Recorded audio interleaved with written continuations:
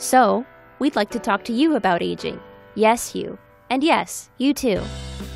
Did you know that many physiological systems reach their peak as a young adult? These include aerobic fitness, muscle strength, and bone density. So is it all downhill from here? Well, to some extent we all age, but much of the physiological and physical deterioration associated with aging is likely the result of lack of appropriate physical activity throughout life.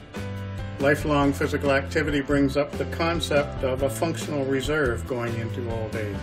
That is, being physically fit throughout your life so that age-related declines won't impact your function and your quality of life. The fitness levels of average older Canadians today put them dangerously close to functional thresholds. That is, a fitness level below which a person is at increased risk for losing their independence. Research at the Canadian Centre for Activity and Aging at Western University has shown that the average older adult who has not been physically active throughout life does not have a reserve of their muscle or cardiovascular systems that will allow them to be able to continue doing even the routine activities of daily life into older old age. They are also in danger if they get sick. For example, if they were bedridden for a week or so because of the flu, they are at risk of dropping quickly below the threshold of function. If a person is physically active and has above average fitness as an older adult, then the effects of these inevitable periods of illness or a week of inactivity won't be as severe and will allow a person to remain independent. Thus, everyday activities can become extremely taxing and fatiguing for the average older adult who is inactive and does not have a functional reserve. But being physically active can help you continue to do the things you enjoy and stay independent as you age. Research reviewed by Dr. Don Paterson clearly showed that a benefit of a physically active lifestyle is to postpone functional losses and disability. Those doing regular exercise decrease the risk of loss of function and loss of independence by as much as 50%. As well as an increase in life expectancy in the physically active, there is an even greater relative increase in the years of disability-free living. Regular physical activity over long periods of time can produce long-term health benefits related to chronic health conditions of older adults. That is why health experts say that we should be active every day as we get older to maintain health.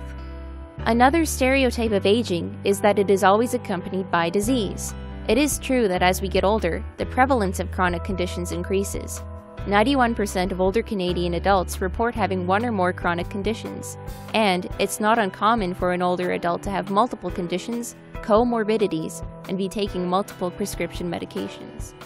But aging doesn't have to be associated with disease.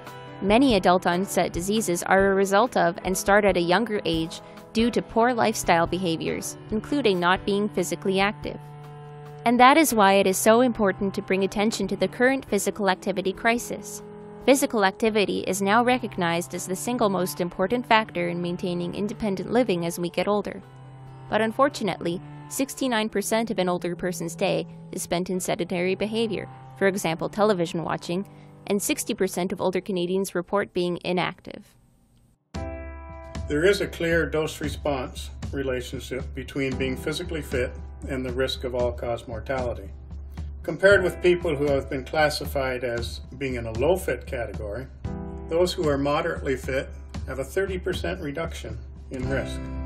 Those in the high-fitness category would have a remarkable 60% reduction in risk of all-cause mortality.